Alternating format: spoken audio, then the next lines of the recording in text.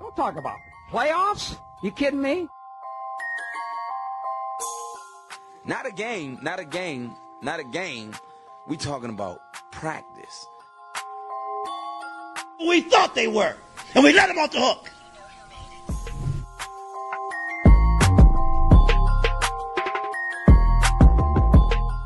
Besides, if it was me, I'm coming. I'm flat out coming. It's my quarterback. And if you guys do that, man, it's unfair.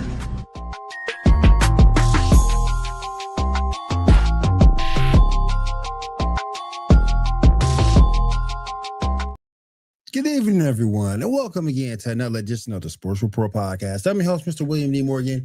We got a lot to talk about tonight. Man, we got the NFL draft, some winners, some losers, what your team looked like in terms of the draft. What do you think they went wrong? What do you think they went right? We shall see. We shall see. We got Brandon Keeler in the house. Brandon, how you doing? How you doing? Let me go ahead and start bringing everybody on. Let me bring my man, Seven, what's up? How you doing tonight? Hey, what's up, man? Glad to be here. Really quick shout out to Brandon, man.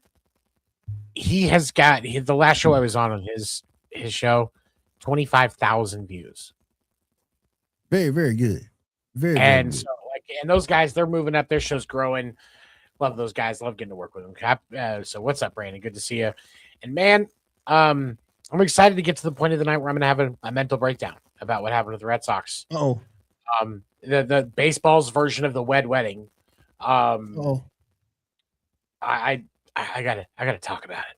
And I'm just gonna say fuck you, Dan, and fuck the Yankees right now. Just get it out of the way. Damn. Oh, and fuck you. That's right. I forgot. You're a Yankees fan too, Black Chew. Fuck you too. Damn. Fuck you and fuck you. Yes. Good to be here. All right. Let me go ahead and bring in my man. You can see him with me every Saturday night on the Geek Cutler podcast. I'm bringing my man Ando in. Ando, what's up? How you doing? What up, everybody? How we up? Bro, how come your boy can't get a hello? That's what I said. I said, what's up, guys? I'm talking about Brandon. How come your boy can't get a hello? Oh, hey, what's up, Brandon? How's it going, man?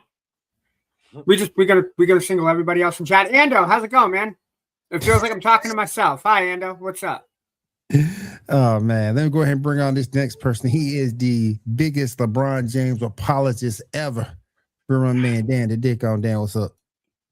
It doesn't even who's apologizing for LeBron James anymore? You the biggest LeBron James. No need. No free world. No need. Haven't said anything about him. Haven't even brought it up. I take that back. You one of them. You in the top 10 for sure. I'm logical and have a high basketball IQ. Hey, Will, with Dan, you got to give and take, right? Like my gift for him is he's a big Cornhuskers guy, and I absolutely love that about him, right? Represent Big Ten football at its finest. But then he's a fucking Yankees fan, so I mean, you gotta give and take with Dan. There, so you like me more when my team sucks. I mean, that makes sense because you don't want my team to beat your team. Exactly. Well, see, I'm a Washington State guy, so we don't have anybody to play but the fucking Beavers from Oregon State. So right. I wish our team would have gone to the Big Ten, and then we would have kept our rivalry with Washington State the final week of the season. But now we play week 1, so I digress. All right, let me go and bring the next person on this show, making this illustrious return to the Sports Report podcast. I know him as Rage, but all of you know him as Black Chew for whatever damn reason. Black Chew, what's up, man? How you doing, man? You all right? Man, I love bathing in the tears of salty ass Red Sox fans, especially since it seems like Rome has essentially burned down around Fenway. Oh, And last night I slept like a baby. I bet you absolute, just on top of 27 world titles, just high and mighty. Yeah, okay. Yes. You know, when was the last time you Yankees won one of those 27? What's that? You guys, I said, when was the last time you guys won one of those 27? You guys might as well be virgins again because you guys haven't won in so long. No, it's fine. We're working up to it. We're gonna jam it in there. Yes, we were working up to it. We didn't have to fire our entire coaching staff. Y'all, I'm trapped. Even though you should fire your entire fucking coaching staff. Yeah. But, Who? Ando. Yes, sir. Ando. You want to know why I think all Yankees fans are women? Because all they can do is bring up the past. That's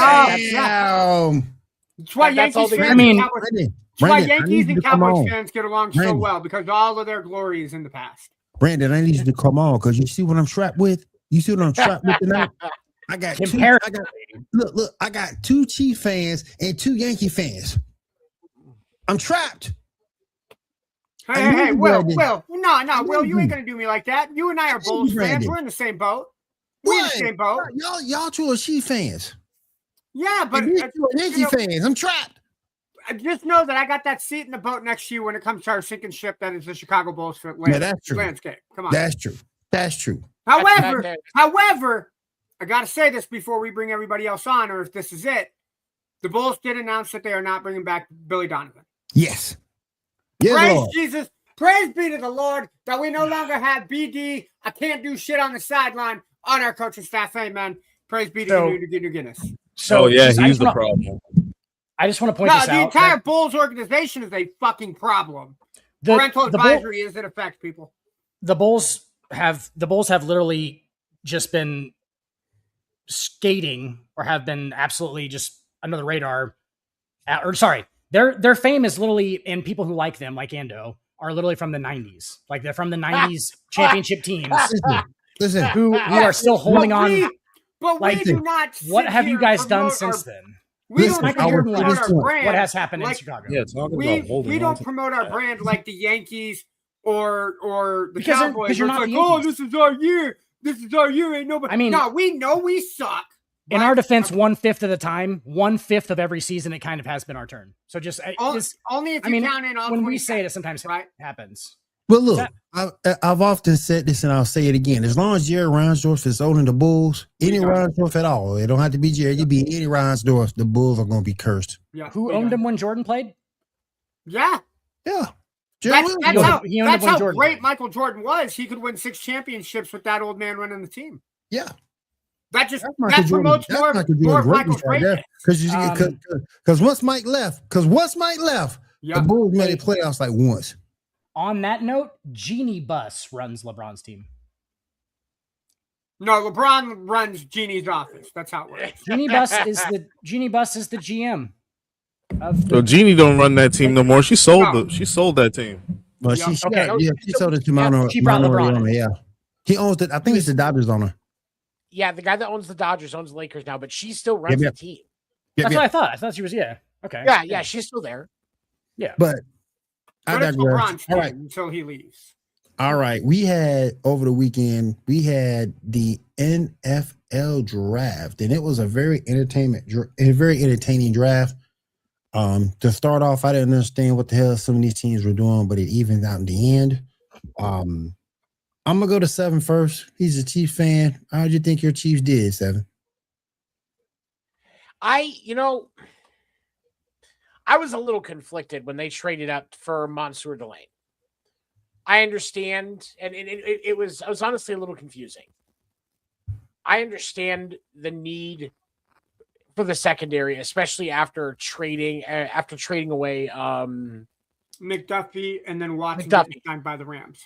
Exactly. So there was a need there, and so I get it, but there is a huge need to protect Patrick Mahomes right now, and they did not get a single offensive lineman in the draft.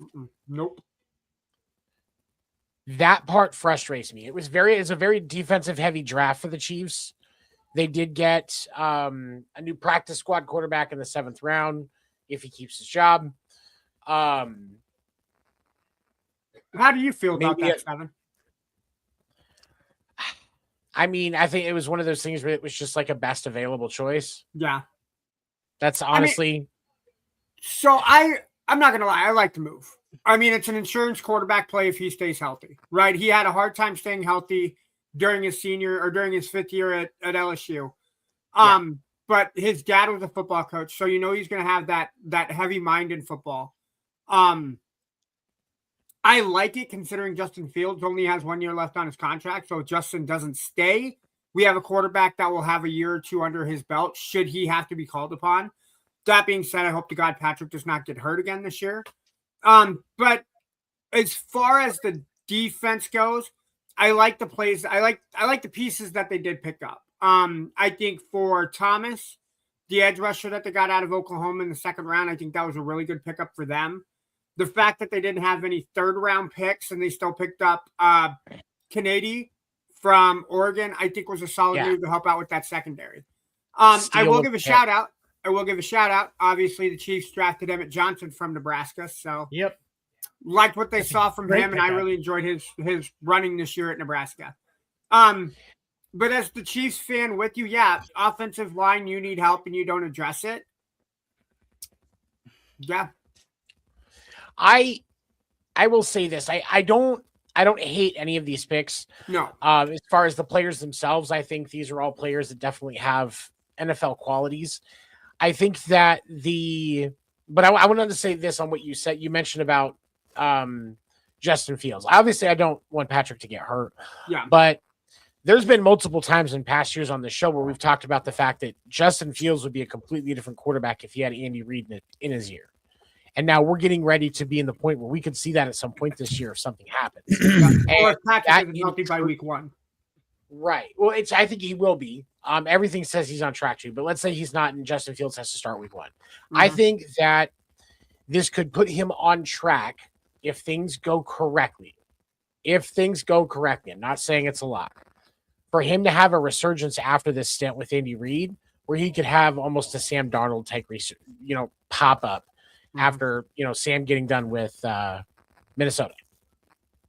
Are you talking about Justin Fields right now? Yeah. Yes. Coming and why would you ever want Justin Fields behind center for your team? I understand that you said like Patrick Mahomes gets hurt sometimes, but you don't want a resurgence of Justin Fields. You want him to be silent in the background. Well, and I'm not saying it's going to happen. Winning. I'm not saying it's going to happen this year. I don't want the resurgence to happen immediately or anything. But what I want is what I think can happen is I think this can put him on the path to a resurgence down the road. I'm not saying with Kansas City. I'm saying because like with Sam Darnold, he had that time with Minnesota. He left, went to Seattle, and this is where we started to see what Sam Darnold can really do. I think after this year, Justin Fields leaves Kansas City, gets a chance to start somewhere, and we see a different quarterback than what we saw before. That's what I'm saying. Does Justin Fields kind of look like a Ninja Turtle? Oh, absolutely. Okay. That absolutely. I wasn't Dan, are you saying all black people look like turtles? No, God damn it, not at all. Okay, just Justin Fields looks like a Ninja Turtle. Okay, because I think Samuel L. Jackson kind of looks like a snapping turtle too. So I don't think the Ninja Turtles look like black guys. Okay, yeah. God damn it, the fucking they don't. I'm gonna have to do. They wear eye things, like secret superhero eye things. Like it's stupid. Yeah. Like they don't like black guys not carrying nunchucks either. Not having. I'm gonna get us out this uncomfortable conversation by letting you know this show is brought to you by Maono microphones. Can I not be honest in here, guys? And the PD 200. You need a solid microphone to get you through any podcast or any content creation, be it USB-C or XLR. Definitely check out the Maono PD 200X microphone on Maono microphones and Maono.com. All right, we're gonna get past all this. That was uncomfortable as hell, but we're gonna get past all this. Because I'm a black man. I don't like no damn Ninja Turtle. But anyway, Yeah, that's You what I don't was saying. get that That they don't look like Ninja Turtles. Like, don't look like Just a to be damn clear. Ninja Turtle. I don't like none of them. I don't like no damn Michelangelo, the Justin motherfucking damn Raphael, no like Leonardo. Oh, no damn Donatello. I'm like none of them motherfuckers. But It anyway, doesn't even sound like black guy names. yeah, it don't. It's Like, all like white those people, aren't black guy Ando. names. They Yeah. all What? they So all I feel like white Ninja people. Turtles. They're Racist? Italian, That if hurts, anything. man. They're Italian They're people. Italian. Yeah. They're Italian If people. anything. Are you They saying eat black pizza. guys can't be Italian? No. Okay. All right, just checking. There's probably some black Italian guys, yeah. I fucking can't. I fucking can't. I look And like you guys none of say I'm the them racist for liking Ninja Turtles, man. motherfuckers. He You look brings like up- them motherfuckers. Shit. Ando brings up yeah. an interesting question. Are there black Italian guys? I have never seen one, but there I don't probably see are. one. Yo, look, somebody in Italy has to watch Look. the show. Look. Just one Oh my person God. comment. Look. One person Look. comment if you're black. Look. Oh god. We got the black Italian people in chat. We ain't got none. Oh, what's up, man? We Yeah, can that's just, his like, username. Yeah, for real. That's my actual name. It's my actual middle name. It's on the driver's license. On his birth certificate. Richard is Dick. Yeah, For no, some why, reason. yeah, but why would you call yourself Richard? Like, Dick is much a cooler name. So Exactly. Oh my god. Let me go to 7 real quick. Let me go to Yeah. 7 real quick because I know Ando, you're a Chief fan too. Do you pretty much agree with 7 on this yeah, synopsis? no, I don't get me wrong. I think the draft was mostly a success, but you need to put money into the security of your offensive line, and you didn't address Right. that in any way, shape, or form. So Feel you on that. if there's any change I would have made, if it's offensive line, but Right. for who they got, when they got him, I don't think there was any reaches. The only questionable one I had was Garrett Nussmeier from LSU, which was the quarterback they took with the last pick. Yeah. But again, that's more of an insurance policy. Should Justin Field not stay with Kansas City after this year? Right. Let me go to Rage or Blackachu. Blackachu, how do you think the Patriots did in this year's draft, my friend? So here's how I'm gonna answer this question. Because guilty, I'm not as in tune with individual college players as you guys are.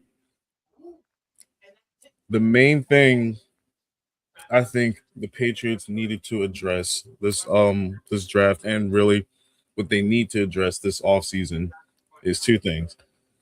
They need to address the O-line, and they need to get a wide receiver.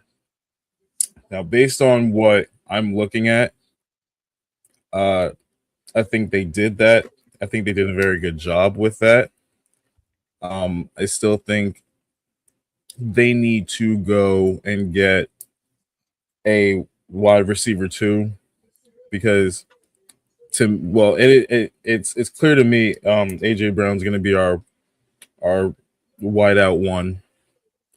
So we need another one because we don't have Stephon Diggs anymore.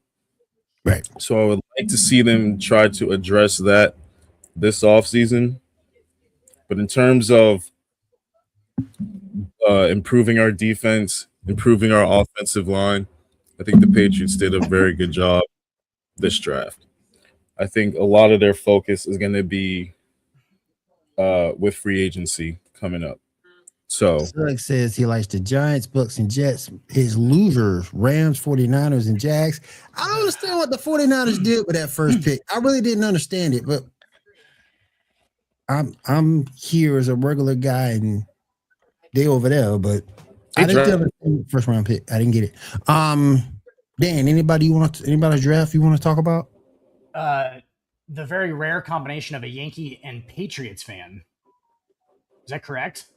Yep. Yes. Interesting. Yeah, I've actually known somebody who's like, it's a very rare combination. I actually, know somebody else. Anyway, how about the was the Raiders? Who took fucking Jeremiah Love? Sorry, not the Raiders. Yeah. Cardinals took Jeremiah Love with the 3rd Cardinals, overall. yeah, the Cardinals. Hey, I don't get that. Gutsy Arizona. Gutsy Arizona. Stupid. The reason they said on TV was to sell more seats. But if he don't play, how many seats he gonna sell?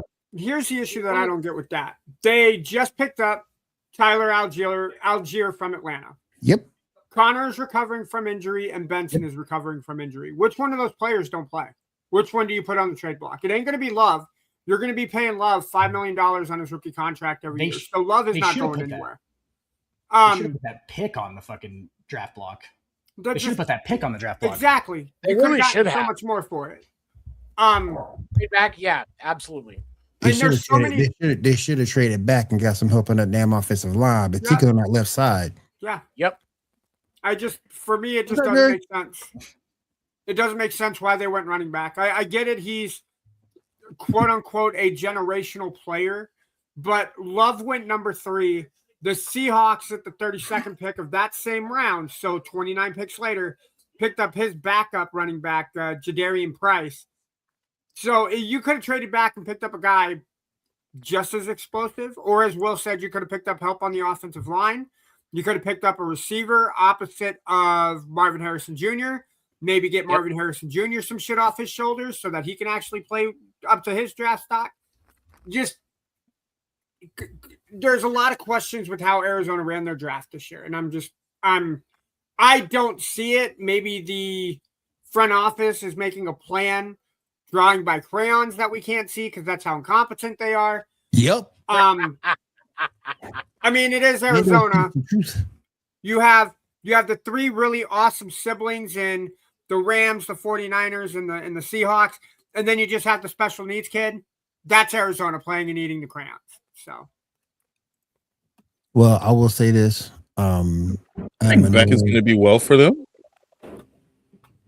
At the very least. I mean, because who else do they have in their quarterback room? I mean, you got Jacoby Brissett. He's your starter. If he comes back, there's he comes talks back. He's not. Yeah, there's talks. I think he's coming back. I think he signed an extension. Okay. No, Beck should be starting if you ask me. Who should be starting? Beck should be starting. Bortles? No, Gardner Minshew. So their quarterback room listed as of today: Jacoby Brissett, Gardner Minshew Jr., Gardner Minshew, Carson Beck, and then Kendon Solvis. Kendon Solvis, yeah, he's not going to start. Yeah.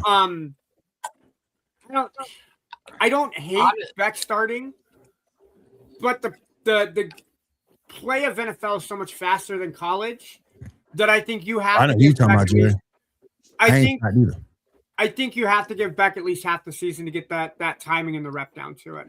And absolutely, Jory, I am absolutely just laughing hysterically that Diego Palva, I'm the best quarterback in the draft. Why is nobody? Dude, it's because you're a cock. Pardon my language. It's because you're a cocky prick. He did get an invite to the Ravens, though. Yeah, but he didn't get drafted.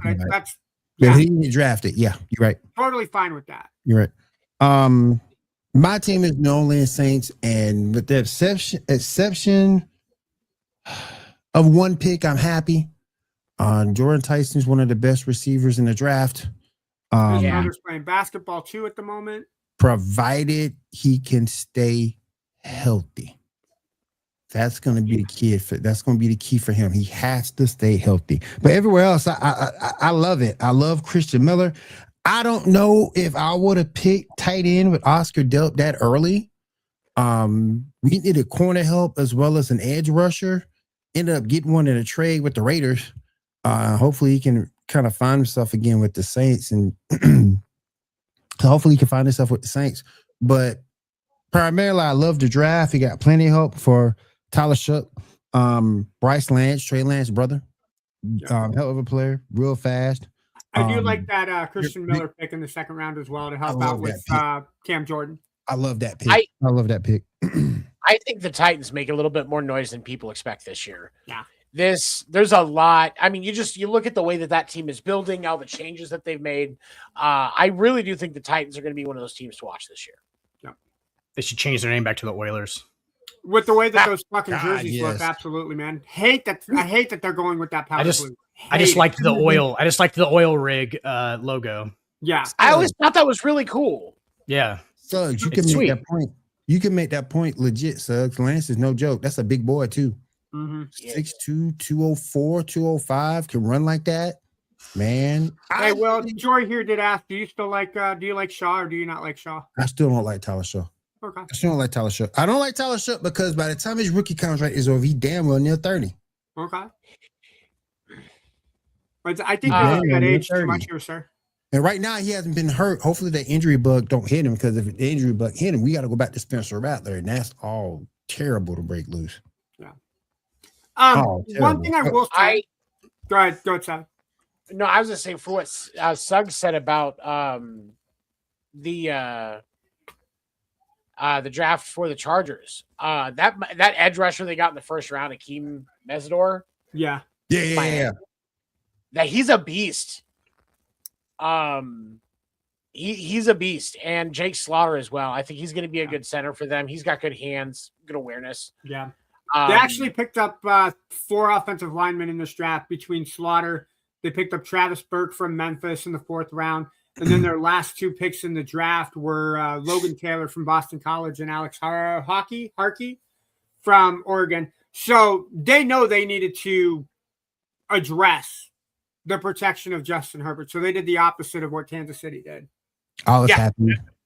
I'm sorry, sir. You good, bro? Go ahead. I was going to say they trade Justin Herbert doesn't have any excuses anymore. No. So they've got to just put things so much more into his favor, because otherwise he's just not going to get where people thought he would be able to. I love what the Saints did with their 4th pick. We got a really terrible lineman in Cesar Reeves. I really think he needs to step away, retire. The Saints should trade him. We picked up Jeremiah Wright, guard from Alabama. Auburn. I'm sorry. That boy, Auburn, they're the same. 6'3", 331 pounds. That's a pancake smasher right there on the line. So hopefully he can get some reps. I'm not expecting anything big out here first year, but if you want to let go of Cesar Reeves, now would be the time to let him go, because he's trash. Did that dude that had that crazy combine, did he get drafted? You know who I'm talking about? He didn't play college ball at all. You guys know what I'm talking about? No idea. He was like 300. He was like 330 pounds, and he had like a 10-foot 6-inch broad jump. He had he broke like every defensive line record at the combine. I remember played organized football before. I'll look it up real fast. I know. I saw the video on his vertical, dude. It was insane. Not the same. Yeah, at 330 pounds. While you're pulling that up there, Dan, can we talk about the Browns? Why the hell are we drafting a quarterback in the 6th round? Because you don't trust what you already got on that roster. You got so much that you can work with. You got so much that you can work with. And Cleveland in the 6th round goes, okay, can we pick up a core player? No. We need a quarterback. Dude, look, no, we got Deshaun Watson, who we're paying $55 million to. We got Shedeur Sanders, and we got Dylan Gabriel. No. We need a quarterback. Like, Cleveland. You don't need another quarterback. Only one quarterback is going to see the field at any given time. They need to eat the money for Watson and let him go. You're overthinking this. That's a 4th quarterback in training camp. Yeah, what are they doing with Deshaun Watson? Supposedly, he's supposed to be playing. Yeah, he could play this year. He's still under contract. He hasn't seen being for football in how long? 2-3 years? Longer than that. What is he going to come back to? Yeah, at least 2-3 years he's been out. Yeah, I mean, as much money as they've given him, they're going to milk him for every dollar they can, and actually, get him in. Get him in to start. Get some. And you're going to end up killing the man. Like he killed their franchise. What are you talking about? You sure did. I just want to hear the chance. I understand they gave him the largest guaranteed contract in NFL history, but just because you gave him all that money doesn't mean you have to throw him out to the Lions, especially when you know he's not that good anymore. He's not a guy. Competing for the job. They need to eat that money and release him, just like Philly did. Yeah, no, he's supposed to be fighting for. I would eat that money, and I know it's hard. I know it's hard to hear this, but I would eat that money and let that man go. What if? I mean, think about the options that they have, though. I'm not saying that Shedeur Sanders is a bad quarterback, but if you have the chance to get 75% of what Deshaun Watson was before he started getting injured versus Shedeur Sanders, you're taking Deshaun Watson. And that's the thing is And Jory's correct on that. They should have released him. But if you're going to have him and you're going to put that money in that, you're going to sit on it. Oh yeah, there's absolutely reason to consider actually using him because if, like I said, 75% of Deshaun Watson is better than Shedeur Sanders. Sorry, it's at least now. I'm not saying Shedeur can't get better. How many years he has left? I think Deshaun still has 2. It's got to be 2. And plus, they still got a bunch of holes. They need even after this draft. They still got some holes they need to fill. They certainly could have made a better choice for the pick, but guys, I mean, a 6th or a 7th round pick. Those guys aren't. What if you just try and flip them? Huh? What if you just try and flip them? Get some, try and trade them. Yeah, for sure. I understand. I understand that with that contract, it's going to be difficult to move, but. There's a desperate team in the NFL that would take him. Did you, Dan? Did you just say 3rd round? Third rounder. Hey, a 3rd and maybe a 5th, and maybe if Cleveland plays their cards right, a 3rd and a 5th, and some cash. Don't do that. He is some cash of his contract. So not just the contract, like Jury said, it's the optics. She's absolutely correct. He's worth as a player more than a 3rd round pick. Yeah, he's worth as a player more than a 3rd round pick. But that that whole like you don't want your backup quarterback to be famous thing is kind of a thing. So can we keep it? Can we just keep it real here? Look, I know the whole optics argument. This is the National Football League that we're talking about here. There are fucking future ex-cons that play in that fucking league. There are people in there that have committed some of the most fucking heinous fucking crimes that are playing NFL football. Who gives a shit about optics? Dun dun. These are their stories. I'm just saying. I get that Deshaun Watson rubs some people the wrong way. Literally. Literally, they were rubbing him the wrong way. How about Henry Ruggs right now? As soon as he gets out of jail, there are teams fucking inquiring about him. He's been working out, man. Back in the NFL. He has nothing else to do in prison. The motherfucker committed a Dewey and killed a woman. Who cares about optics? And her dog. Professional athletes. And her dog. Professional athletes are not vessels for morality. Yeah, as true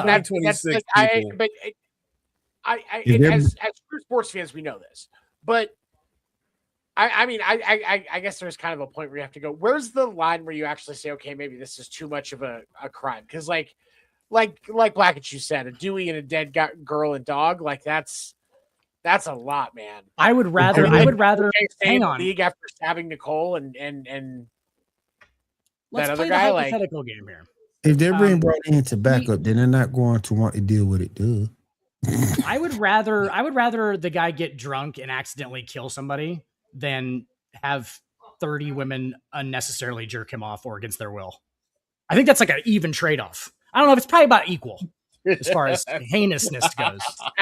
Only because of the amount of number behind it. So we have to have an episode. So many of them. Can I just say what you just said right there is emblematic of the National Football League. Yeah, they're members of an elite squad named the National Football League. Who are you more surprised that fell back or going undrafted?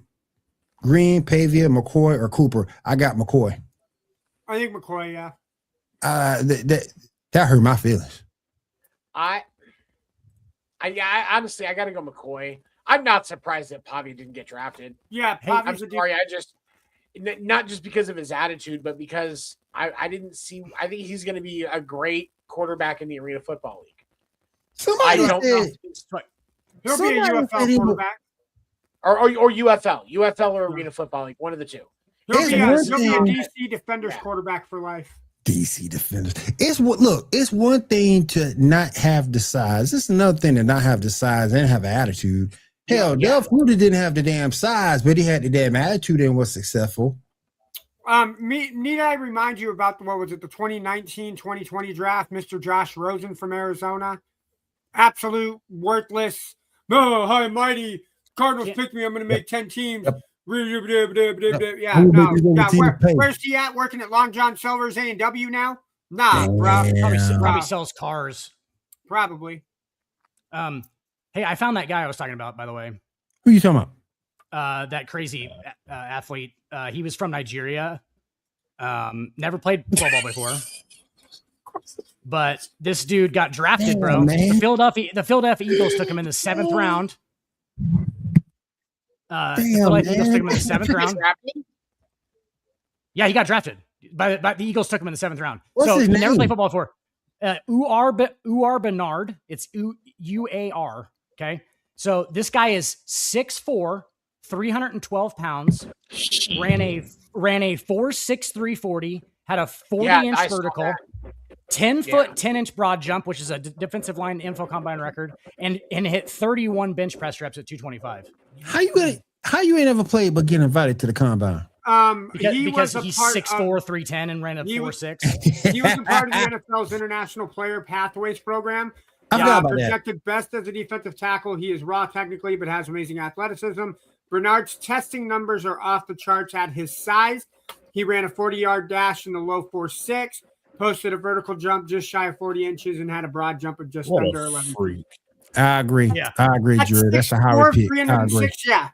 I agree. That's up there with like Vernon Davis. So there was the Vernon Davis combine, and then there was the Byron Jones combine, and those were two like really impressive ones. And that one's right up there with it. Like there's nobody of that size that's moved like that. And I watched the vertical and the bench press thing. Whoa, the dude's got a 6-pack. He was 312 pounds. I think for my sakes, I think this is a pick. This is a draft. Mickey Loomis had nothing to do with. Yeah, I can go with that. Back to your Deshaun Watson question.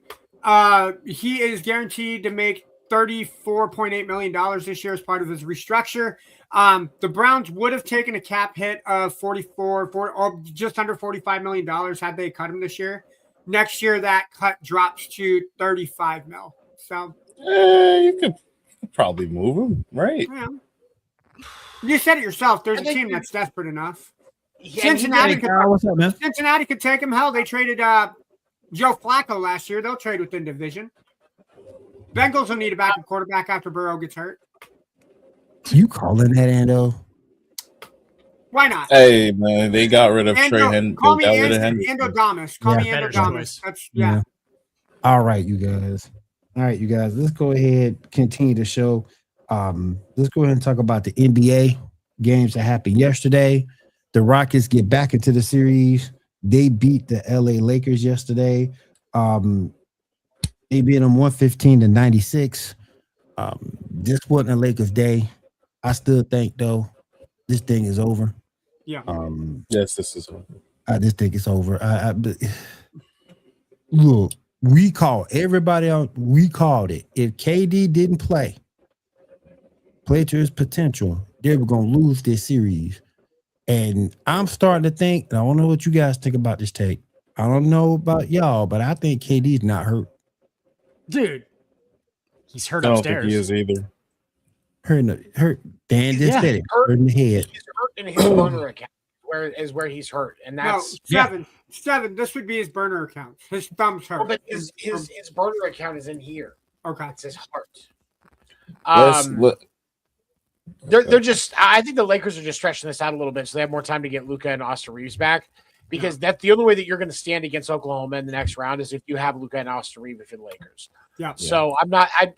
I think I was talking with my boss today, and we were talking about it, and it almost looked like the Lakers were almost kind of trying to drop game 2, and then they ended up like Marcus Smart ended up being like, "No, I'm not going to be down with that."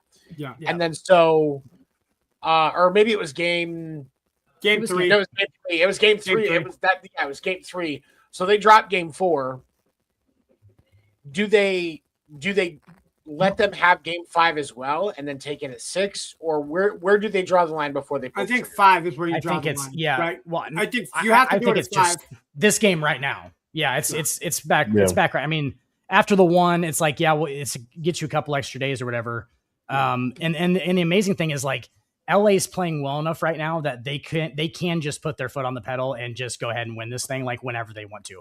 Houston, right. Especially without KD, dude, they have nobody to handle the ball at this point. You have Alperen Şengün is spin moving beyond the free throw line. You guys are in trouble. This is not like he's a good player, but like he's not running that offense. And you got bless him, Amen Thompson doing whatever he can at this point, but he's not a ball handler either. He's not a guy who's going to go create his own shot. He's just a really good two-way player. I mean, they just look like they have nothing. Like in LA, honestly, give LA credit, dude. They're playing like it's gonna be interesting to see when Luka and Austin Reeves come back because of the strain, especially Luka. Like his style plays so strange and ball ISO and so like kind of, I don't know. He dictates a lot on offense. And that's not how the Lakers are playing offense right now. The Lakers are playing flow offense. They're shooting the ball. They're sharing it. They're having fun. And then like Luka comes back and Luka's going to take 6 threes in the first games that he comes back. That I'm literally just going to go, God damn it. God damn it. God damn it. And he'll just end up like make it, and you're like, dude, keep shooting. He'll bank one random one home, and he'll miss 15 shots and score 35 points. And like we're sitting here going, oh, Luka's the MVP. It's like, watch a Lakers game. Like, I don't know. Like, he's the weirdest player ever, dude. Like, I don't think he helps the team. Talk about being a liability on defense, too. I don't even know if sometimes he is so stoned. He's a black hole. He's an offensive black hole. Like, he needs the ball. And when you have 2 other people on your team that are also, kind of ball dependent, it doesn't work. It doesn't work. Right. I think LeBron kind of like, gave way to that because he realized like, he was like, he's just not going to change. He's like, Luka's not going to change. He's like, I'm going to have to, I'm going to have to be more of a distributor because I'm going to have to decide what my role is off the ball at this point because there's no way I'm ever touching it. And Austin Reeves doesn't try to hog the ball, but Austin Reeves is ball dominant too, dude. He drives the ball. He shoots like, what I'm saying? Like he shoots like step back threes. It's a lot of ISO stuff. So like, it's going to be interesting to see when those two come back. Cause like, LeBron's not wanting to fly back to Houston. Yeah. I mean, this is why I don't think LeBron is not gonna be back with the Lakers no matter what happens. I don't think he's coming back. Completely agree with you. But here's the thing that I think when I say this, I think we all can agree with this. I think all the viewers can agree with this. Kevin Durant is not a leader. No, he is not a leader. No. And Charles Buckley got that right. Charles Buckley got it right. He called him a bus driver. He does not drive. He does not drive the bus. He only rides in it. And he has always been that way. He is someone who he needs a supporting cast around him for him to be great. We've seen it. What is this now? The 3rd team now. When he was essentially given a team and say, "Here, you were leading the team." We're talking Brooklyn, Phoenix. Fail. 3 teams. Like Golden State doesn't count because even though Steph gave him that role, right, that was still Steph's team. Yeah. Like, and I'll even go a step further. KD is a fucking snake, man. And I don't think his teammates like him. I don't need that burner shit, whether it was true or not, I think did a lot of damage to that team. I don't know what this offseason is gonna look like, but there is some friction within the Houston Rockets between Kevin Durant and the rest of that team. That roster construction is built wrong. Because you got to have you got to be able to score. You got to be able to score in today's league. I will say, give Houston credit for last night's game. They did force 24 turnovers, and they only had 13. They fought. I'll give it that. What I will say is this. What I will say is this. I don't think LA wants it to go back to Houston because I think all of us agree there is such a thing called momentum in basketball. Mm-hmm. Houston takes game 5 in LA. I think all bets are off and it goes to 7, whether LA wins it or not. So I think it's in LA's best interest. Cool. I think Dan said it right. Look, we'll give you 1. We'll get a couple extra days rest. It'll extend our series and give Luka and Reeves time to come back against OKC. But no, I mean, I don't see LA committing 24 turnovers in another game. No. I don't see Houston hitting 40% from the three-point. So no, I think if LeBron, I'll say this: if LeBron is as great as he says he is, he will close this out in Game 5. There will not be a Game 7. Yeah, I like the way you phrase that. I'm not gonna address it. No, it was awesome. It was awesome for KD, by the way, to just step into the 2017, 2018 Golden State role and just act like the best player on the planet. It must be super nice to take uncontested jump shots because you have everybody, like you have literally one of the greatest teams already around you, like step into the perfect situation, won the 2 titles. Like, yeah, that's all I'll say about that. Yeah. And by the way, if you've watched this series, if you watch the Lakers Rockets series, it is laughable that this thing goes 7 games. It's actually kind of laughable that it goes 6. I think that there's no the Houston Rockets have absolutely zero. It should be over tomorrow night. Chance. It needs to be over tomorrow night. Yeah. They had zero chance when Alperen Şengün saw LeBron James walking down the sideline in front of him while he was sitting down, and this man stood up involuntarily and like, oh yeah, yes sir, while he was walking by. Like, I'm sorry, Game series 5 over. is Wednesday Series night. over. But okay, so I have a question. In last night's game, DeAndre Ayton got ejected for his hit on Sengun. Doesn't DeAndre Ayton have to miss the next game? Only if it is so it's a flagrant 2. So it is a flagrant 2. So it was I thought it was one. He gets one more. I thought he's out. No, 2 techs and you're out and you're suspended a game. Okay. Well, yeah, he only got the 1. He just got the flagrant 2. The excessive contact, which is just an automatic ejection. So I don't think that's. Yeah, it might be.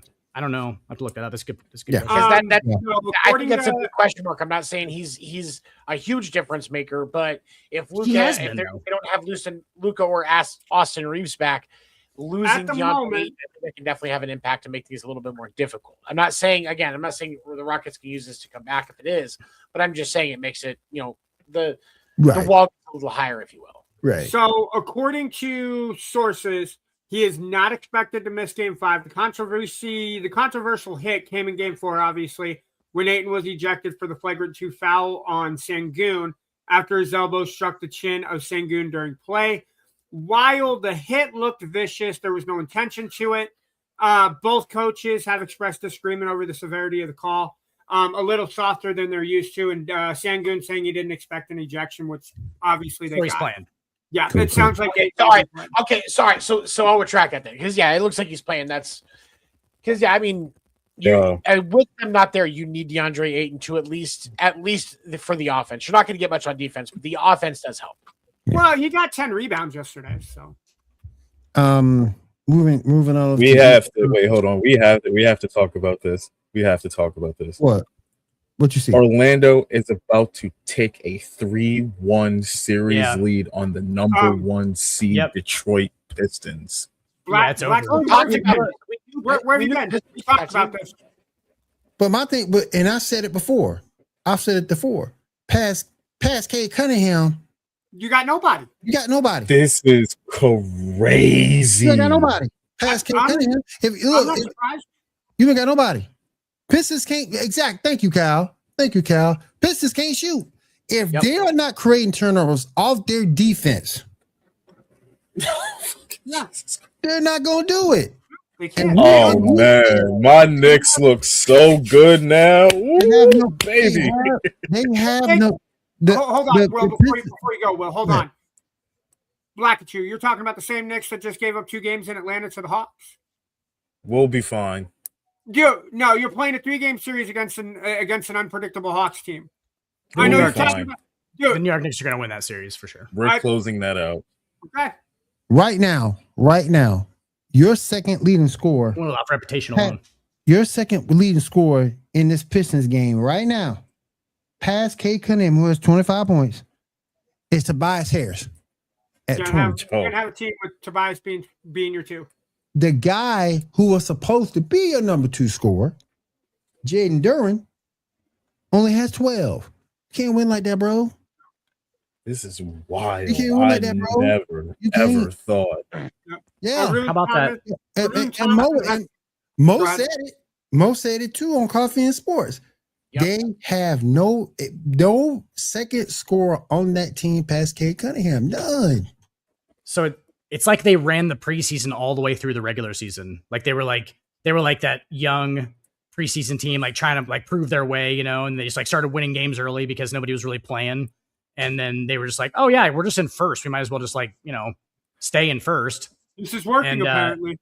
This is where, yeah. And then it was like, oh shit, we have to win like close games. Knicks will beat the Hawks, then go home in the I'm not gonna acknowledge what Maurice said. We'll be fine. Dude, there's no way the Knicks are beating the Celtics, bro. No way. Okay. I fully believe we'll beat the Celtics. Speaking even with a 60% Jason Tatum. Speaking of the Celtics, they won 128-96 over the 76ers. They're 1-1 away, moving into the next round. We have a 3-1 series this first round, it looks like. Except for obviously Oklahoma and the Suns, because even the Suns fan, like, I'm not watching the game because I know this is the last game of the season, and I've been frustrated all year, so I'm just gonna let it go. The Rockets have as much chance as the Suns of winning in the first round. Yeah. I think you're right. Then we got the Spurs getting the win over the Trailblazers, 114-93.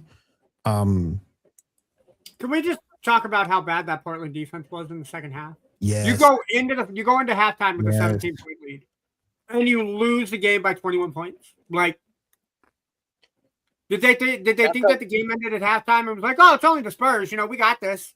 Right. That's a 38-point swing. Victor is a fucking freak of that guy. Yeah. Victor is a fucking freak. Ain't no joke, boy. Wimby is no joke. It surprises me the lack of defense that there is in some basketball games. Like, you have a 17-point lead in the 90s. Your defense made sure you may have gotten back within 10. Ando, stop. I'm just saying. Just stop. Let me say this too. To say that there is no defense played in the NBA is the most ridiculous thing I've ever heard in my fucking life. You know what? Like, it really is. During the regular season, you're correct. There are nights off. There are things that are happening. Yeah, you got lazy games they're playing. People are going to take some games off and they need 2-game series. In the playoffs, for the most part, you're looking at 100%. And I would hope that if you're not, then you're probably not playing. Like in the playoffs, there's 100% defense being played. I will agree with the regular season. Yes, there's a lot of games that are kind of, So like in the playoffs, it's great. Mo pulling a Roman Reigns. It's okay. Acknowledge me. You hear me? I hear you. Nah, but I mean, acknowledge me. I was talking about Maurice. I thought Portland at the end of because I was watching that game because I was at work working at the sports shop that I work at. And all I'm thinking is, man, Portland is about to make this a series. And then you watch that game turn on a dime in the third quarter. And so I'll give you that, Ando. I'll give you that. Like there's teams that are going to lose in the first round that probably aren't playing great defense in the playoffs. So I'll give you that. You know what I'm saying? Like but they're going to lose in the first round. So like we get past, then it gets down to, and that's when the really good basketball comes in. And I think we all agree how good of a team San Antonio is. It just maybe. How do I word this? Maybe saying that they didn't play defense is off-putting, but the effort that Portland gave in the first half just didn't match what they had in the second. And you're also talking about them playing defense on Victor Wembanyama. Yeah. So it looks like a lot of guys aren't playing defense when like I was just about to bring up them Cavs. Right now everything is tied up 2-2 with the Raptors. And Mo will tell you too, this is another team that me and Mo talked about. Even with Harden, if they lose this series, I'm starting to think frauds. What y'all think? Cleveland's a fraud if they lose the series? Yep, if they lose this series. LeBron will be there next year. I was literally just going to say that. I was going to be like, it sets up nice for Adam Silver to have them lose in the first round, send LeBron James back. I'm coming home. And then he's coming home, and then have the farewell tour also be a deep. I think this whole thing. Look, I think James Harden even being on the Cavs was this co-opted fucking solid snake mission to get LeBron a good team And to get LeBron a contending team in Cleveland when he eventually goes back there, because he'll have Harden, he'll have Donovan Mitchell, he'll have a good young core around him. Can I say something that might be a hot take? If LeBron goes back to Cleveland, James ain't going to be playing in Cleveland. I don't see LeBron and James playing on the same team. What do you? Oh, you mean Bronny James? No, he means James Harden. James Harden will not be a part of the Cavaliers if LeBron comes back. I think Harden would totally do that. Yeah, for a shot at the title. For a shot at the title, you would. That'd be the new big three. That'd be a new big. And he's got the NBA on his side. He's got the NBA on his side the whole year, right? Yeah, set up he said, "Spoiler." He said, "Spoiler." LeBron on Cleveland still won't win the title. Oh no! Still, what does that mean? Well, I don't get it. Yeah, they won't. Yeah, I mean, they won't, especially when we get Giannis. What does Cleveland still won't win the title mean? LeBron joining the Cavs when they lose in the second round next year. Until the Knicks get Giannis, and then we whooping all y'all ass. I'm gonna kind of play devil's advocate. I think you put LeBron on Cleveland, that makes them the second best team in the East behind the Celtics. For sure. You could see Boston and Cleveland in the Eastern Conference Finals next year. I will only say that if they keep Harden. I don't think so, dude. If they keep Harden, I think if they keep Harden, they're not going to win it. If you have, because I don't think Mitchell and Brown would be enough by themselves to do that. Yeah, but dude, you got Mobley and you got who's the other big guy they got inside? Jared Allen. Man. I think those four. And you got a decent bench. You got Strauss who plays really well. Yes, Strauss. Yeah. I don't know. And hey, you never know. Kyrie's going to come back from Dallas. I was going to say maybe Bronny James comes in that trade, right? What the hell is Bronny going to do? Bronny the power of Cleveland, okay? Oh, Bronny scores 2 points in the final game of Game 7 in the NBA Finals, and he wins. MVP right there, baby. So this last playoff game was the legitimate first time I saw Bronny James play, and he looked like a legitimate NBA player at least. Yeah, no, I think because every time before that, he did. He made a couple plays. He didn't look like he was uncomfortable. He looked like he could actually play and be fine. Like, I'm not saying he's a fucking superstar, but like he looks at least more comfortable. Like, it was a lot of time before this where he was playing garbage time, even looked like he was going. You mean this version with Mitchell? Yeah, I'm telling you, I think Orlando just took a 3-1 lead. If you can have Harden, if you can have that lineup and put Braun in and keep Harden in that, I think you do it because that offense is really dynamic. It's harder to guard. You're going to see a lot of really accurate passing and ball distribution because that's one thing that LeBron and Harden that they're going to do well is they're going to put it exactly where it needs to be. And so I think it makes that offense really deadly. Do they go to the NBA Finals? Probably not. Are they in the Eastern Conference Finals, though, like you said, Will? Yeah. I just don't know if that would be enough to beat a good Boston team. I don't know. The starting five right now with Cleveland as it stands is James Harden at the point. You got Donovan Mitchell at the 2, Dean Wade at the 3, Mobley and Allen. Take out Wade and put in LeBron James. Knicks fans swear they're getting Giannis. Y'all giving up Brunson and Towns? Yeah, we are. No, we're not giving up Brunson. What are you talking about? You gonna have to. No, we ain't.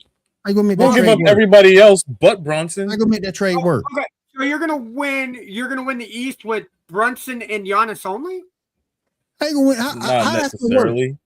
How they gonna work? That's what I'm asking. Let me tell you, how they gonna work? At most, I'm willing to give up either Cat or Hart to get Giannis. Other than that, that's it. Give up both. Now, if we lose this series, we're keeping Brunson, but trade everybody else. But I agree, Mo. I agree. I exactly agree. But I won't be dealing with the Knicks then. Bullshit. Because then you're going to see a lot of. You're going to have to see maybe if Giannis would fucking maybe if Giannis would stop getting in his fifis and just say he wants to trade, maybe we could get a trade done quicker. But Towns and Hart ain't enough. Black and True, I'm going to say it like this. Even in the dystopia that we live in, that is Chicago Bulls basketball, I think the Bulls have a better chance of getting Giannis if the Knicks do not trade away both Cat and Brunson. Milwaukee got to get something. Yeah. They're not giving up Brunson. He I is was gonna say, literally our franchise. At least I can't imagine correct me if I'm a wrong. deal where both of them are in it. Well, correct me if I'm wrong, but we got the draft capital. To Yeah, get Cat Giannis. or Hart to get Giannis. How about I would Cat get and either. Hart? Yeah, Cat And and Hart. Yeah. Let me Yeah, and and obviously pull up their picks. picks. 'Cause I had a Most conversation GM is to about get the someone- best deal for the Bucks, not the Knicks. Exactly. All right, look. The Knicks will get Giannis like every other star they tried and failed to get. So this is what we got, right? We got 2 first rounds in 26. We got 2 second rounds in 26. We got a 27 second round and a 28 first. I'm willing to give them my first and my seconds plus Cat and Hart to get Giannis. Yeah, that's pretty fair actually. But my thing is that this. seems pretty fair. But the other issue was this: can Mike Brown win? Because you're seeing right now, Mike Brown is struggling with the current roster against the Hawks. So if you add he Giannis to fucking the roster, fails, I'd say, can so- we give Billy so Donovan a if you- call? So if you have Hell no. You know what? I do not- No. I'm not gonna I do sit not here wish the Knicks- and listen to y'all denigrate Billy Donovan as a Florida Gators fan. No, fuck y'all. Oh, no. dear God. We have a Yankees No. fan who's also a Patriots fan who's also a Florida Gators fan. Oh, fuck, dude. Try Who's also a Festa. New York Rangers fan. Try fucking Festa. listen, Billy Donovan need to go. Yes, Need to go. absolutely. He need to go just for the fact that front office don't know what the hell they doing. Yeah, You that's what I was imagine saying. Billy Donovan with Like James Billy You Donovan think- ain't the problem. No, No, you do not want to pair Billy Donovan with James Dolan. No head coach should be paired up with James Dolan. James Dolan needs to get the fuck out of the Well, NBA. Well, Well, I I- will agree with you on that. I would He's- root more. I would root more for the New York Knicks if they would just Seems like fucking can James Dolan. Like, have James Dolan come out, somebody just thought you were grab talking him, about- they throw him in the fucking dumpster, they lock the dumpster, he rots away like the trash that Madison Square Garden can produce. You know that Bro, motherfucker be Billy. spying on everybody inside Madison Square Garden Exactly. No, get the fucker out of there, bro. without Okay, my but consent. Chicago's I went to a manager. Christmas Day game. He didn't get my consent to be recording me and shit and spying on me and shit. Exactly. I'm going in with the Donovan. sign that says I do not consent. Brandon I don't Donovan consent. is trash on the pro level. You know what, Maurice? Kyle says, please sign Billy Donovan. Yeah. next." You know what? I'm really Maybe sick and tired of maybe y'all coach shitting on Billy overseas? Donovan like this. The man is a 2-time national champion. Yeah, and how many time Eastern Conference play-in champion is Billy Donovan? Like 1 with the Chicago Bulls? All right. When Billy Donovan came to Chicago, we were inked in as play-in tournament team. That's what we were. Billy Donovan was the one that came up with that inception because he knew the Bulls never had a fucking chance. It seems like the then Bulls from management is today's actually games- trying to. Then from Bulls management got fired. They better be fucking trying. y'all get I'm saying fired. they're trying to fuck things up. Oh, they're dude, trying- no. like, they're It's just- it's maybe the they know what Rangers. they're doing and they're just like not trying. They're trying not to spend money and like. Again, extra that Right. Bull front, the Bulls front office is being run by a Reinsdorf. Anytime a Reinsdorf runs something, it's gonna fail. Automatic fail. As Endo stated earlier, the Magic beat the Pistons 94-88. We also got right now 2 games in progress. We got the Thunder beating the Spurs right now, 82-76. Thunder And beating we the got Suns, the- not the Spurs. Well, I'm sorry. you said Spurs, not Suns. My bad. Thunder beating the Suns right now, 82-76. And we got the Timberwolves losing to the Nuggets by 10, 23-13 in Can the we first talk about quarter the of that game Timberwolves? just started. Can we talk about the Timberwolves and how they may be done? Yeah, if Ant don't come back. Yeah, between Ant and losing DiVincenzo, Mm-hmm. you just lost your depth in the squad. Yeah, that team's done. Yep. Ant's done. They said it's multiple weeks before he'd be able to come back. Damn. And then DiVincenzo tore his Achilles. Yep. Like you could, He's it was the done. Aaron Rodgers level of pop of Achilles in that game. If Seven- Billy, is I your saw coach, the video on that. It was Yeah. wow. Yeah, if Billy is your coach, you live in a lottery, and guess where the Bulls are right now in the lottery? not in the lottery no more because we don't got Billy Donovan. I'm sorry. That was insensitive of me, Black and you. I apologize. We still in the lottery though, Ando. Yeah, So Jerker cannot lose this series. no, they I cannot. agree. The man is a 2-time national champion. I'm not going to listen to this. He had, Oh my he had a goodness. shit roster too with Joakim Noah and all those guys. Like those guys. Watch your mouth. Did you just call him a shit? He What? coached. I'm being Have you sarcastic. seen how I'm being Joakim Noah- sarcastic about. I'm talking shit on Billy Donovan dare you? because like I'm sure it was really hard to win those national titles with Joakim Noah and Corey Brewer and fucking Al Horford, who still plays in the NBA. Oh, that those Chicago players Bulls, didn't win you those shouldn't for him at call all. He just called the Florida- right plays. He just called the right plays. David Lee. He had fucking David Lee, Joakim Yeah, Noah, man. Corey X's and Brewer, O's. Al Horford, the most formidable starting five in college basketball. Like, come on, man. It was all about X's Why and are we- O's. what- It was really Donovan really driving him to that title.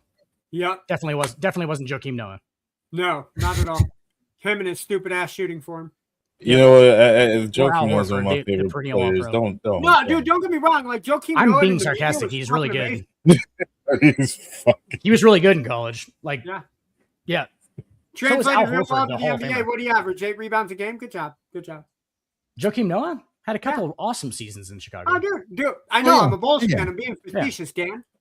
Yeah. But it's That gonna was be the interesting trash that because- Billy Donovan had to win with at Florida. Yeah. He overcame it. Correct me if Yeah, I'm it's- wrong, Gando. Correct me if I'm wrong, Gando. If the niggas go ahead and come back and win this series, which I think they will, Spurs do their thing. They meet up in the next round, right? Yeah, because it's going to be the Lakers or the Rockets that'll play the Thunder. Mm-hmm. So, Okay. yeah. Okay. That's going to be an interesting series because the Nuggets seem to have the Spurs number during the regular season. So we got to Yeah. see.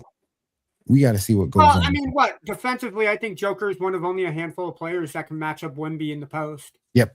Oh, So, Will, hypothetically, Mhm. LeBron takes this roster Mhm. through Oklahoma City, the defending He champs, He won't. and through Victor Wembanyama. No, I'm saying I'm saying hypothetically, Mhm. he does Here we go and again. takes this roster to a title.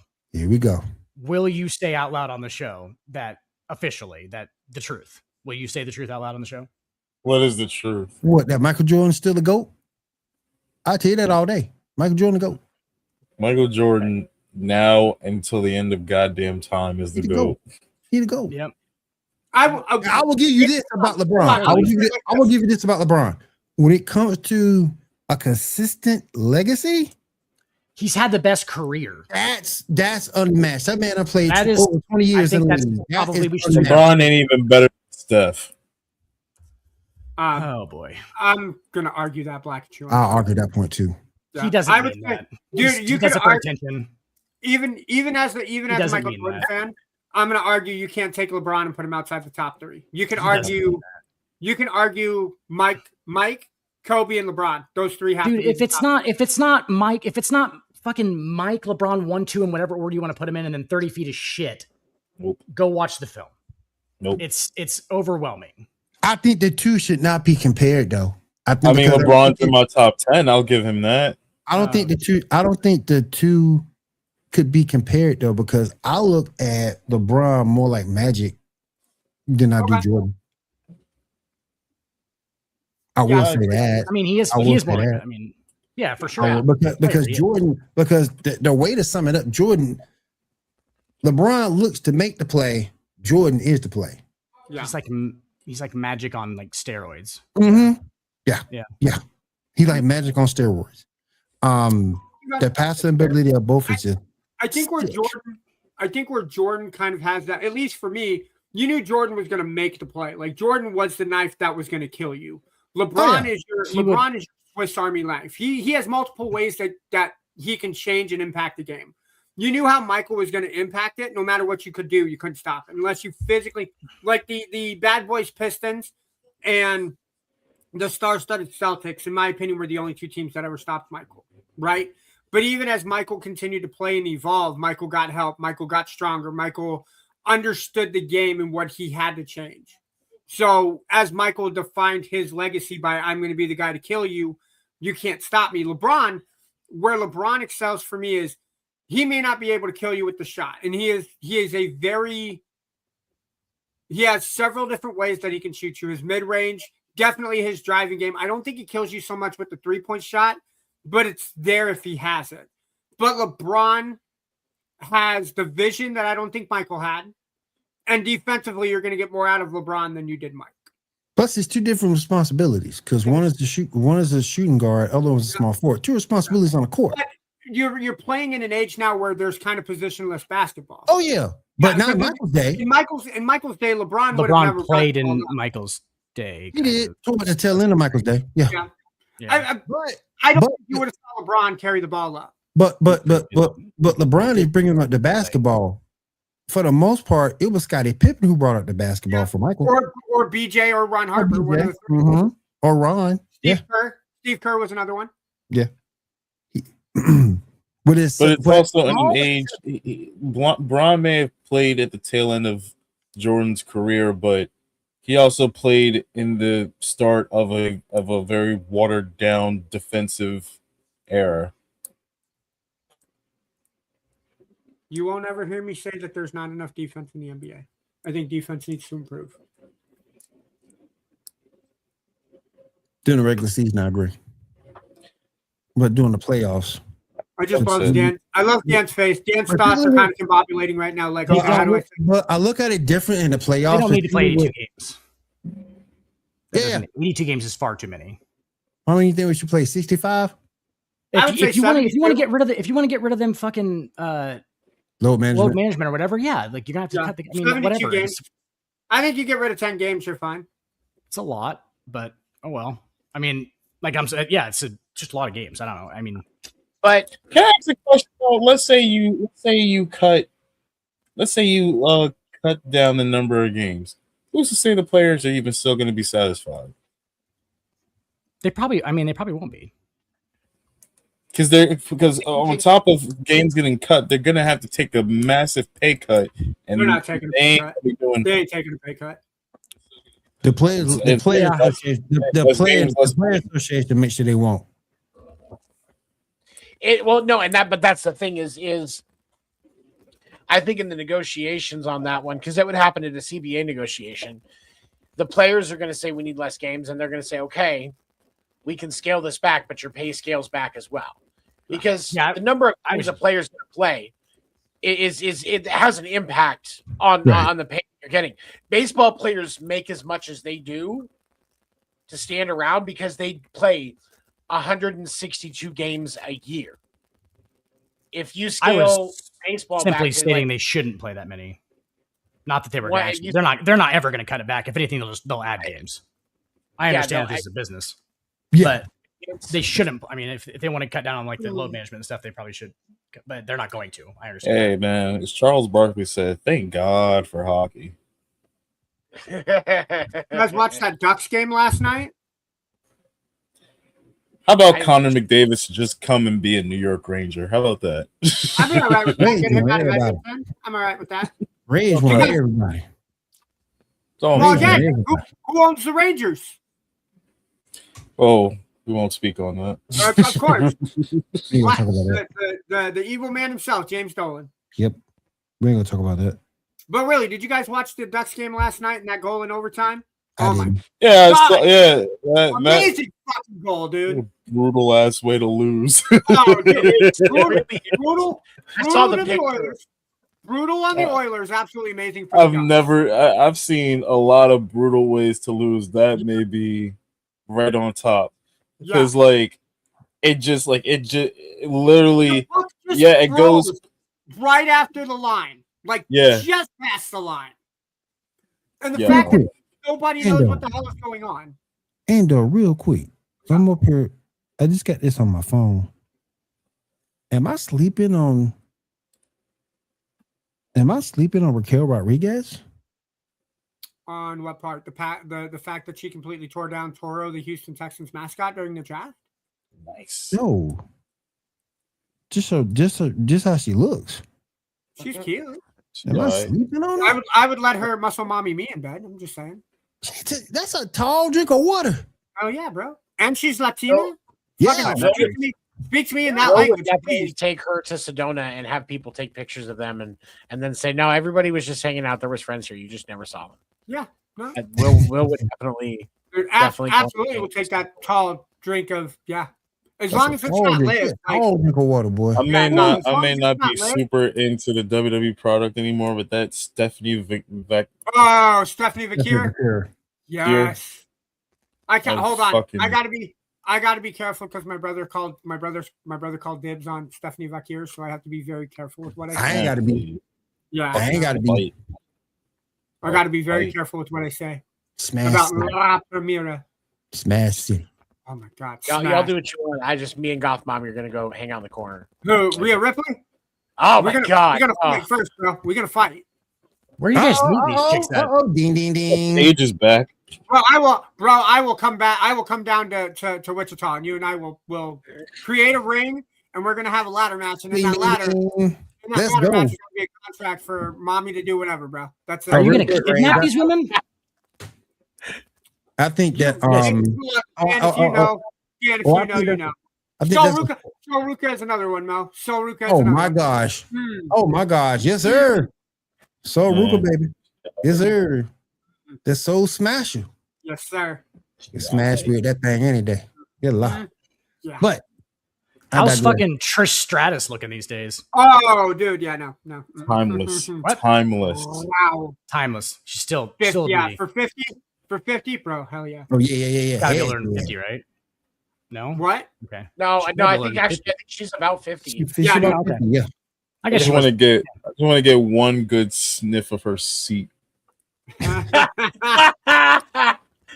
Dude, I'm not wrong, Black. Yeah, she's 50. She's celebrating her 50th birthday in December. Just want to know what that smells like. I bet it smells like fucking Victoria's Secret and Definitely. We have Probably some kind of leather. we have hit that point, ladies and gentlemen. Yeah, dude. Oh my well, goodness. And on that note, Hold on. Can we still admit that even at her age, Stephanie McMahon? Holy shit, she's no, she ain't got no ass. bro. No, she's not.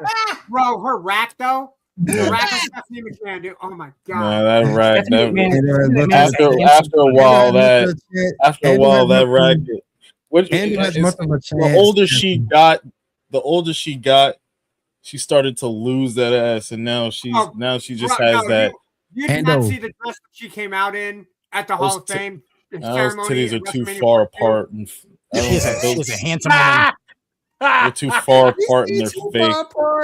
They are. And they're fake, Kyle, so that's they're fine. weighing the actual I will real totally one down. take it, Kyle. What she got? What she got? Mr. The Wind titties? That's what she looks. It's too far apart. Stephanie McMahon? You know what she looks like? You know she got a body like Wendy Williams now. Damn. Wow. I was gonna say that about Ando, this one for you right here. Yeah, I Hey, saw but that. yeah. I saw Kyle. Dude, now see, Sable was hot in like 2003 for me, but then after that, it's just kind of like, nah. Have you Bro's seen the acting child? like- Have you seen the children that she had birthed with Brock Lesnar? Like their daughter, bro. Yeah. Oh, I forgot they had a kid together. Oh, dude, yeah. Yeah, just like him. His daughter looks so much like him. Like, Kind of like, Yeah, they do. They do.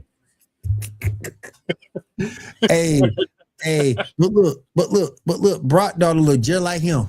yeah, bro, yeah. Well, Hey, I would smash the shit out of Brock's daughter. No, Black, you would She not. looks like Brock. Yes, I in a would. I wig. would take five. I will. I will fucking get in the octagon for 5 minutes against Brock. No, you won't. First off, Yeah, I will. you will, dude. Yeah, I No, will. It was Just the to lunchbox smash size Brock's daughter. against 5 rounds. Oh my god, what a juicy fat ass! I don't give a fuck if she looks that's like a me fucking. lasting a minute with Ronda Rousey in the UFC. Nah, it's not fucking happening. I don't give a she's a shit handsome woman. if she looks like. I don't give a shit if she looks like a Swedish ghost in the face. I'd still smash her. Look like a what? A Swedish ghost. I thought he said ghost, not ghost. That she's a ghoulish creature. Oh my I god. don't give a fuck.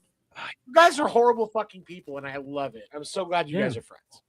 Yeah, Brock's fucking daughter can. yeah, no. Fucking. Well, if you got a picture of Brock Lesnar's daughter, you need to pull it up, bro. I'll F5 a baby right in her. God, Damn. Jesus Christ, bro. Damn, man. Jesus Christ. You know what? Hey, there's something for everybody in this world. That's all I'm gonna say. There's something for everybody. Yeah, it is. I don't know if it's that though. Not me. What the fuck is wrong with y'all? Y'all ain't, you know, never mind. This is Y'all ain't. How did Black go from Trish Stratus to Stephanie Vakir to Brock Lesnar's daughter? First of bro? all, that's not even the right picture. You got to find the one. Find the one where she's wearing a red bikini. That's pretty. Hey, you guys. Oh my god! Look at those fucking. Look at those That's pretty. Hey, arms. you She guys. could fucking choke. Oh, she could standing 69 you. She could flip you upside down. Oh. Look at that ass. Look at that ass. She's getting ready to throw Black at you into the bedroom. Oh my fuck. Oh my god. I feel like you can see her arteries and veins through her skin. Yo, Bro, that is look. She got a face only her daddy can love. Look at that. Oh my god. I don't care about the face. Great tries though. Facts. Turn the light off and that problem is solved. Oh my god. Oh my god, look at that. Brock Lesnar in a fucking way, bro. Look at that fucking porcelain white fucking yes. Fucking Oh my god. Oh, look at that. Oh, yeah. What is wrong? See, y'all ain't nasty enough. Y'all ain't nasty enough. Brock daughter is scary. I don't think she do with me. Not on the podcast. Bro. Oh my god. Oh my god. You guys I may need to excuse myself here because that motherfucker is. Oh man. Wow. All right, we done had our fun for the night. Real quick, let me go over and before I go over the 7 to get us caught up on for baseball news and get us up to date on his Boston Red Sox rant, because he's going through it, y'all. 7 is going through it. We need to be there for 7. No, we don't. Just like y'all were there for me in my intervention last week. We need to be there for 7 and make sure. Well, for your Mets, yes. He doesn't have the option of switching teams, though. They had an intervention for me last week, like you. Mm-hmm. They did. You know, I was a Mets fan for a long time, and they've been terrible this year. So 7 and the crew came up with an intervention and told me that I can't do that. I can't be that cruel to myself anymore. No, you shouldn't. I have to love myself. Hold on. I'll send you a Yankees cap if you want to.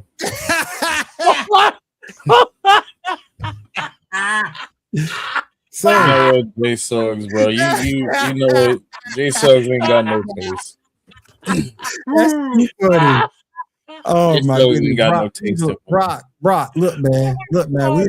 We just have for fun, man. That's all we doing, Brock. We just having fun. They're making fun of your daughters, not me. So if you want to murder any of these 4 gentlemen here, not me. Hold on. I will publicly say for the Sports Report I said she was handsome. I will say this publicly on the Sports Reports podcast. If Brock Lesnar sees this and gets offended, I will very, very, very, very happily take an F5 on stream from Brock Lesnar if it means that we can keep running the show. I will gladly die on stream. I will die. Fuck, dude, there are worse ways you could go out than taking an F5 from Brock. Fuck, I will take Suplex City and an F5 from Brock Lesnar if it means we can keep running this show.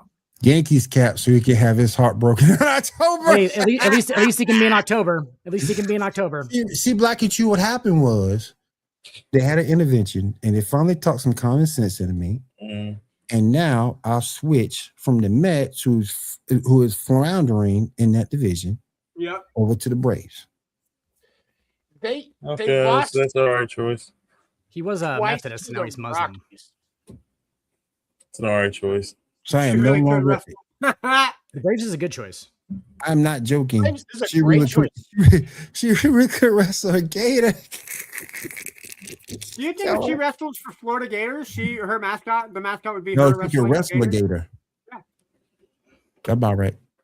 All right, guys. Let's be here for 7.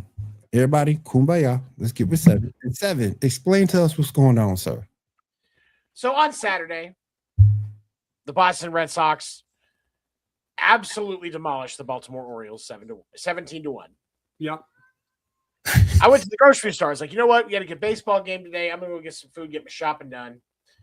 Hadn't charged my phone, so my phone dies. Black and Shooter here to support. Stop. I get home. I turn my phone on after I get it plugged in.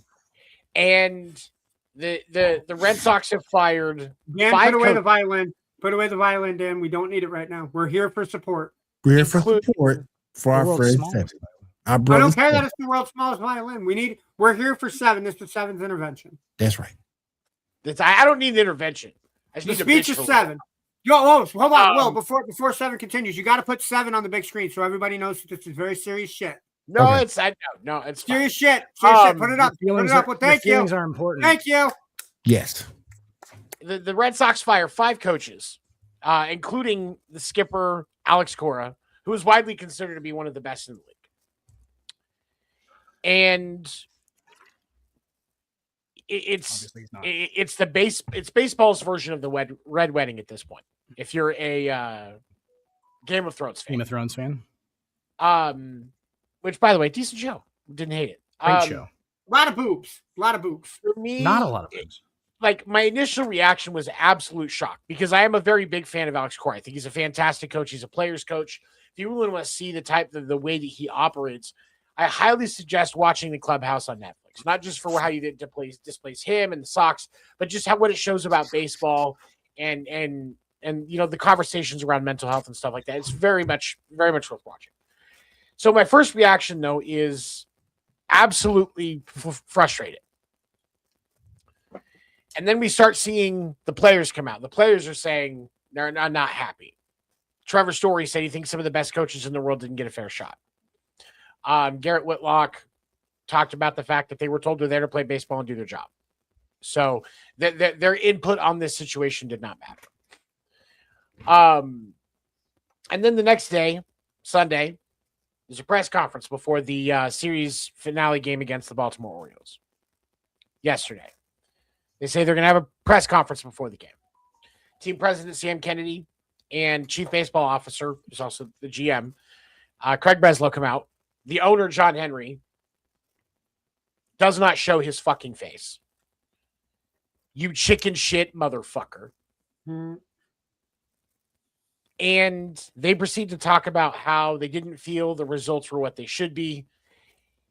The truth of the matter is these guys are playing on analytics. They are trying to play Moneyball with a bigger budget and hope that everything works out perfectly. When it doesn't, they look for reasons why.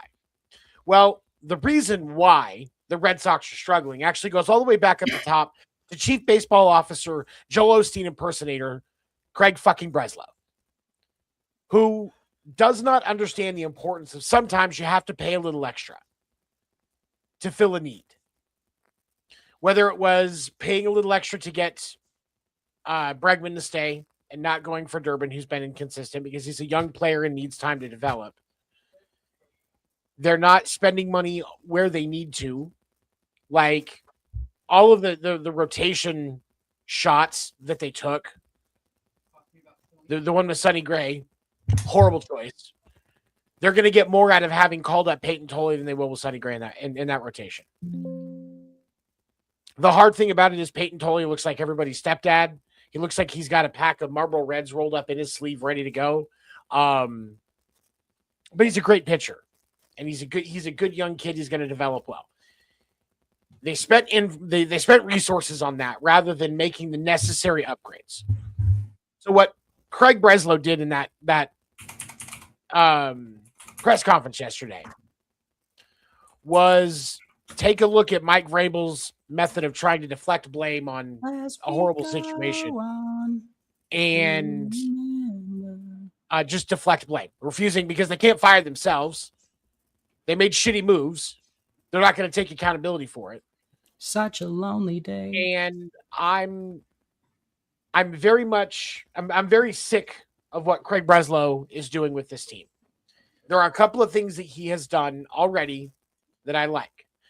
Ranger Suarez is doing extremely well. The game that he threw today was an absolute fucking gem.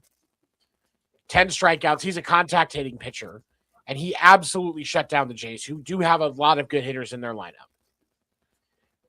But there are other moves that he has made, not getting Bregman, and the difference where they were at what Bregman got was like $10 million a year. Rafael Devers. The trade for the trade of Mookie Betts, not paying Mookie Betts when they should have. Mookie Betts. The trade for Rafael Devers, they didn't pay Lester like they should have back in the day. Johnny Damon. This is a Sean Henry problem. And he's not taking responsibility. He's hiding. He's releasing quotes, talking about roster construction, and they're letting information leak out that they didn't think that Trevor Story was the right choice at shortstop, and he doubled down on it. There's been a lot of infighting with them, and so this was apparently inevitable. But to do it 27 games into the season confused the fuck out of me. As these guys have proven over the last couple of days, yesterday and today, they are doing extremely well. They just had to get into a good groove. The Red Sox are going on a tear right now. Peyton Toley's going to be on tomorrow, and if the Jays try to hit like they did today, Peyton Toley's going to sit them all down. This was the game today with the Sox and the Jays was a no-hitter was going into the seventh inning. He'd only allowed one base runner. He only had one hit the entire game. The team is moving in the right direction. The bats are getting there. They're getting on base. We're seeing bats like Narvaez wake up and stuff like that. Like, there was a lot of potential with that team. Did I want them to replace the hitting and pitching coaches? Yes. They only replaced the hitting coach. The pitching coach, Andrew Bailey, is still there. He was one of the coaches that I think should have been fired because we've seen a countless number of pitchers come into Boston and regress. And then we've seen the same with some hitters regressing, and that's why I wanted to get rid of Peter Fatsi. They got rid of him, but Andrew Bailey is still the pitching coach, and I don't like it. So all of this, so you guys can finish fourth in the AL East. Is that what we're apparently? Okay. Apparently, I mean, that seems like a lot of drama for a 65 and 90 team. Maybe third, because if the Blue Jays don't figure it out, they're not going to do well this year either. So we might get. I think third in the AL East is a fair expectation. But who's their manager now? His name is Chad Tracy. Came up from the Blue Sox. He's actually been managing the Worcester Red Sox. And he's what's great about Chad Tracy. I think he was the right choice for this since they were going to do it. If you're not going to use Jason Varitek, which I think would have been a better choice, Chad Tracy has a relationship with most of these players already because he was managing the AAA team when they came up through it. So to that end, that is a positive thing that will help keep some stability in the locker room. But I think if you're going to really do this, Jason Varitek hasn't been fired. He's going to be given different responsibilities within the organization. I think Varitek might actually have been the better choice for coach. Do you want to try it, Tony? Do you want to try calling the Yankees your favorite team? Do you just want to try it just out loud? Just see how it feels. Just roll it through there and just see if you can just say, I love the Yankees are my favorite team. Just say it. I burst into flames. I literally cannot say those words. I have no interest in saying those words. So are you leaving then?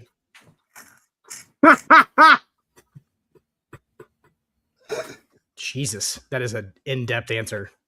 This motherfucker I wonder who wrote that line. He's talking about a whole damn essay. You don't know who that is. You don't know who that is. I don't know who that is. It seems like somebody who's in touch with the show. Oh yeah. I'm just chilling. I'm just chilling, talking sports. Somebody just wants to go back in time to talk about success instead of focusing on what it should be now. Facts. Love of IKF over Mayor got in front of his nerves. Actually, I do. I do think that was a point in contention because as much as I'm not a big fan of Marcelo Mayer because of his health issues and his ability to just be really streaky in a bad way. Mm-hmm. He's clearly the better choice to be the everyday second baseman. Honestly, I think I would almost rather put Story back over at second and put Marcelo Mayer at short Bro, I think it's actually like that Cora saw that IKF is the win everyday guy at second base because Mayer has more potential, but IKF is like, dude, IKF's solid as fuck, bro. He plays awesome defense. He hits every once in a while. Like he's consistently a better player than Marcelo Mayer right now. Marcelo Mayer's ceiling is way higher than fucking IKF's, obviously. IKF's a placeholder. Absolutely. But like that's why. And Alex Cora's trying to win right now. And the front office is looking at it as like, we got to develop these younger players. Right. And that's what's happening. And they probably just got into it. Yeah. It was just like an everyday thing. It's like, nope, I'm going to start IKF because I'm trying to win the fucking game. And they're going, nope, you need to play this guy. Right. And part of the issue, I think, I'm wondering if the front office didn't start to really have an issue with the fact that unless it was required for some reason, unless you didn't have another choice, when they were facing left-handed starting pitchers, lefties got left out of the lineup for the most part. I understand that statistically you're going to see lefty on lefty is going to strike out more. I get that.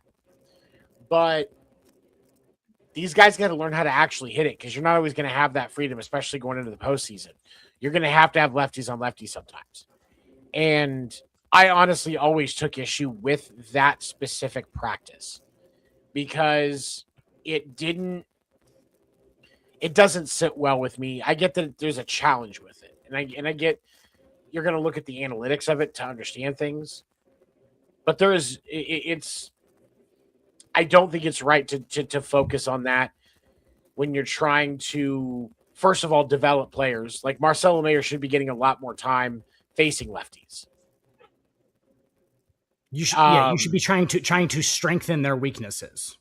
And exactly. His is obviously hitting left-handed pitching.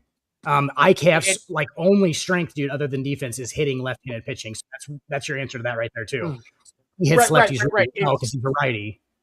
I get why they got IKF. I get why they got IKF because he has still that for especially for Cora's strategy. But Ralph Kiner's grandnephew, so Hall of Famer Ralph Kiner's grandnephew, Isaiah Kiner Falefa. But when the bats aren't heating up, your pitches are crumbling. Garrett Crochet had an absolutely horrible start last time. And there are a lot of reports that are saying that kind of started the snowball effect that ended with Cora getting fired. Well, and they just been spinning their wheels with Cora. How long was he there? He's been with the exception of the year he was suspended, which was the COVID season. Cora has been with the Red Sox since 2018. And when he won a World Series in his first year. Right. He won a World Series in his first year, but that was a fully invested fully invested lineup. Yeah. And he's been fighting against it ever since because they stopped wanting to spend money. You don't get rid of Mookie Betts. He's a generational talent. They should have never that should have never been a thing that crossed their mind. And they should have treated Rafael Devers better. There's no question about that. I'm not saying that he's a talent that I'm not saying he makes a difference in this situation. Because there was plays today that Caleb Durbin made that Rafael Devers would not have made. He would not have made it. He's too slow. And I'm talking defensively. And so to that, I appreciate Caleb Durbin for his defense. His hitting still needs support. But I like him defensively. But with Rafi Devers, when you're bringing in a player like Alex Bregman to take this slot, you're going to be moving him around, you communicate with him. And the Red Sox did not do that. And while I think that obviously, there's always going to be a team player, Rafi Devers was kind of right to be pissed. In my opinion. I'm not defending some of the shitty behavior he did, but I'm saying he had a right to be mad. And this was all done by the front office. And this is why my biggest issue is fucking Craig Breslow.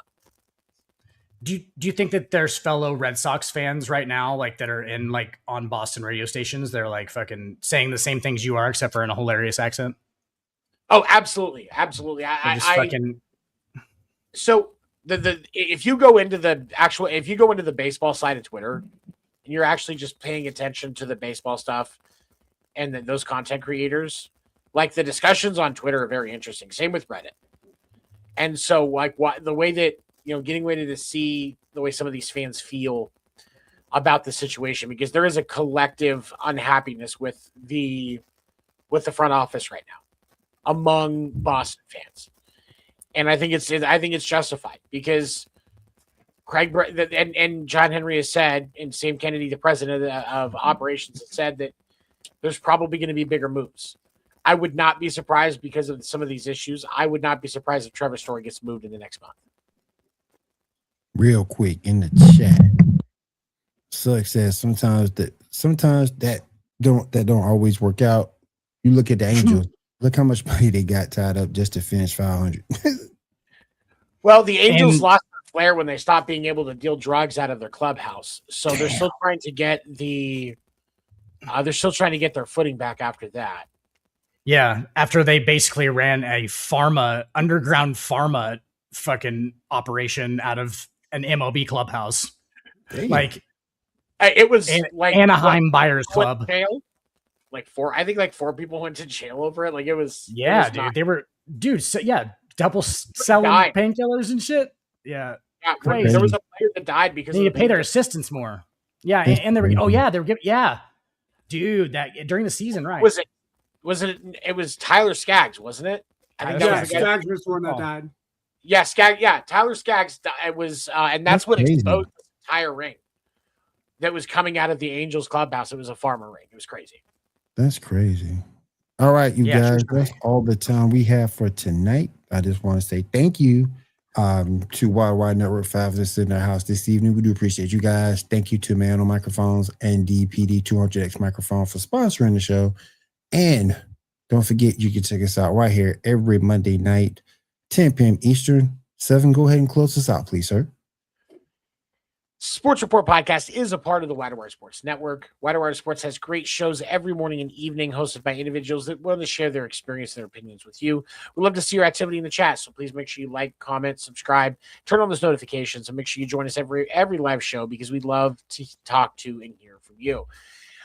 You can catch Ando, Dan, and I on Wednesday night on the podcast Name Deferred, which does run on Sports Report and Wire Sports Networks, talking all things baseball. And we're definitely going to be diving deeper into this change in Boston this week. So please join us. We thank you for checking out the Sports Report podcast tonight. Have a good night, everybody.